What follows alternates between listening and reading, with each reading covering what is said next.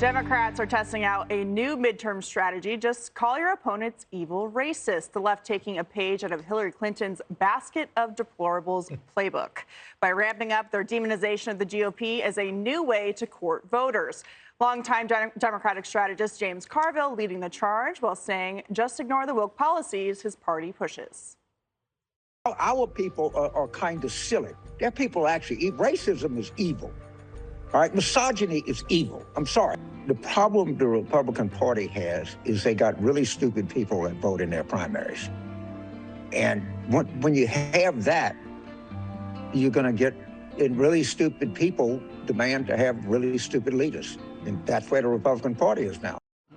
But the smears don't stop there. New York Times columnist Charles Blow writing this op-ed, Republicans are America's problem, adding that we must stop thinking it's hyperbolic to say that the Republican Party itself is now a threat to our democracy.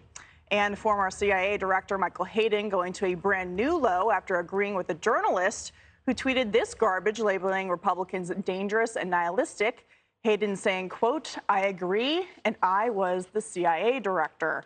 So, Joey, first, I think we need to ban videos this close to your face. Those videos look bad on everybody. But is it really that smart for James Carville to be saying that these voters are stupid when Democrats are losing their coalition, especially among minority voters? You know, I want to agree with James Carville that racism and misogyny to its fullest extent are evil. Which makes me wonder why James Carville is coming out of the closet as a misogynist and a racist after all these years. I mean, when you think about it, Jennifer Flowers might say that James Carville knows a thing about misogyny. Monica Lewinsky, some of the victims of Bill Clinton, who James Carville worked really hard to get elected, they might think about James Carville's words and say, that's not the GOP you're talking about. That's a legacy Democrats have. Yeah. So, Greg, we hear a whole lot about rhetoric. And when you hear what Michael Hayden said, as the former CIA director who hunted people down with drones all over the world, you wonder what his thoughts are about people who are here who he disagrees with. This goes back to, I would say, 2015, and now you know why so many hoaxes and illegalities were condoned and even encouraged by intel experts. You can start with Russian collusion all the way to burying the laptop. If you believe X is worse than Hitler or X is worse than ISIS, why wouldn't you break the rules? Why wouldn't you rig the election? I said that after January 6th. I said, it's like, you know, if you've been living in an atmosphere where people are saying you're evil and wrong, what do you expect? So here's the thing. So you begin with a journalist who says that Trump supporters, Republican Party, worst thing he's ever seen, worse than all these terrorists. If that's true, if he actually believes that, why won't you join Antifa? Why won't you take them out? My sense is that they really don't believe that. This is just hot take rhetoric that somehow has possessed them in their Trump derangement, hanging out on social media. Zach Weissmuller of Reason, I think it's Reason magazine, had the perfect question for Hayden. If you really believe Trump and Trump supporters are worse than the people you targeted with lethal drones, then what do you recommend here, right? I mean, you got to do something worse. Maybe you should carpet bomb NASCAR, but maybe you really won't do that, Hayden, because you're a coward. Or maybe you really don't believe it. Again, it's probably just a hot take. And to your original question, we've sat here and we've endured the media and intel agents accusing anchors of Fox and Trump of incitement while they do this. Adam Kinzinger called all of us evil repeatedly, said Liz Cheney was fighting evil. Liz Cheney compared Republicans to Confederate soldiers. Hayden says we're worse than terrorists. You have lost the right to bring up incitement to anybody who is angry or upset about being accused of being called something. Finally, I have to admit how wrong I was about the Patriot Act and the Iraq War. All those people from Glenn Greenwald to Matt Taibbi to Dave Smith to Kat Timpf, you know, I dismissed their ominous warnings that when what the government could do to Muslims, they could do to you. Yeah. And I never believed that, but I'm wrong, and so I'm eating crow. Well, and it tastes delicious. Imagine a politician saying that. Yeah. In terms of the midterm elections, you know, there's someone who learned a lesson when they ran for governor last fall in Virginia about only focusing on Trump. Take a listen. Glenn Youngkin has been endorsed by Donald Trump 10 times. 10. He said so much of the reason why I'm running is because of Donald Trump. Trump. We're about to kick off the fall, the midterm campaign. And I tell Democrats all the time, forget Donald Trump, just forget it. So, Jessica, there's been a lot of focus on Donald Trump, especially with the news. What should Democrats be doing in terms of winning over voters besides calling them racist, misogynist?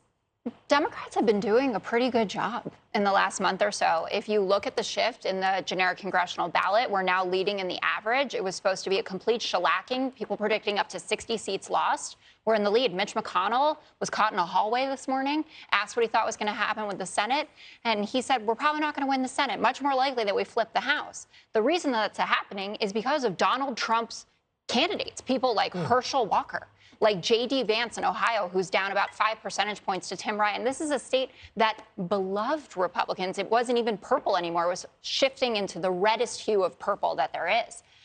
So I get it.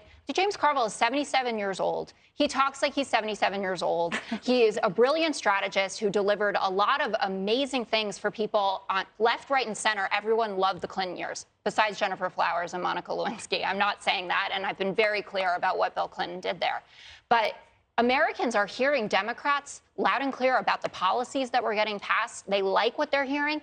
And this rhetoric thing, it's unfair. I just spent, since the Dobbs decision came down, I've been called a baby killer more times than I can describe. And saying that people are dangerous, for instance, I mean, Republicans, prominent Republicans, call us socialists, call us communists. They say that the country will turn to Venezuela if we're in charge. What kind of friendly rhetoric is that? It's not the former CIA director who's saying that. No, it's like the governor of Florida. I want to get Dagan in on this. Look, Dagan, Terry McAuliffe was up by 10 points on Glenn Youngkin at this very same time a year ago and ended up losing. So I think it's probably too early to say that Senate Republicans are down and out. Right, and apparently Joe Biden's not the only Democrat with short-term memory loss, because James Carville and all of these Democrats ran in Virginia on racial demagoguery, period. I have some quotes I would like to share. Here's how badly it failed in Virginia. Virginians, and home state, got Glenn Youngkin as the governor, and then Winsome Sears as the lieutenant governor, the first black woman to ever hold high office in Virginia, and Jason Miyares, the first Latino attorney general. While Glenn Youngkin and all his supporters got called white supremacists. Jonathan Capehart said this about Glenn Youngkin. Youngkin won it because Republicans decided that tap dancing with white supremacy is their way back into power. Of course, we got the little gem from Joy Reid, which I will skip. And Terry McAuliffe said in his closing weekend of that campaign, Glenn Youngkin ran a racist campaign from start to finish. Democrats got shellacked. And you know who was helping out? The Crypt Keeper himself. He sent out an email.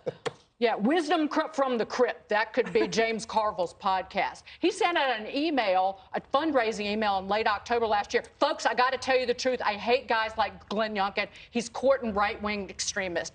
And it did not work. This is desperation dumpster diving by the Democrats. It's overripe. You can smell it. Do you remember they couldn't find a racist, so Lincoln Project had to dress him up and bring him in and pretend to be racist. Exactly. I wonder what happened to all those activists that pretended to be Nazis. Right. Where are they? They're probably actors. There's a lot of Law and Order being filmed in New York City. They probably at least got some work. But the point is to paint all conservatives as kind of dehumanize them. Again, because you get just this insidious, amorphous blob of people. Bigots are upset. Can't be upset about crime. Bigots can't be upset about putting food on the table. Bigots can't be upset about the family member who died from fentanyl that came across the border. Well, what's the original word? The original word was evil. And I will agree with Jessica that being called a socialist and a communist is on par with being called evil.